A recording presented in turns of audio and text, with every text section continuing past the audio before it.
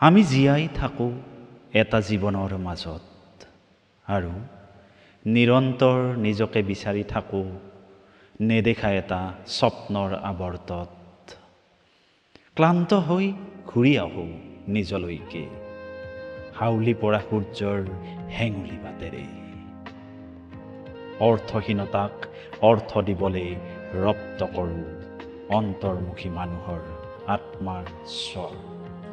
কেতিয়াবা আন্ধাৰৰ সতে পাৰ কৰোঁ কিছু তন্ময় সময়। ঋদ্ধ হওঁ সহিষ্ণু ৰাতিৰ চৰাই, নদী আৰু গছৰ কথন শিল্পৰে। বিন্দুৰ পৰা সিন্ধুলৈকে বহুত দেখিলোঁ জীৱনৰ লেনদেন। তথাপিও পালোঁ জানো এটোপাল পোহৰ মচিবলে বাঢ়ি অহা মনৰ এন্ধাৰ।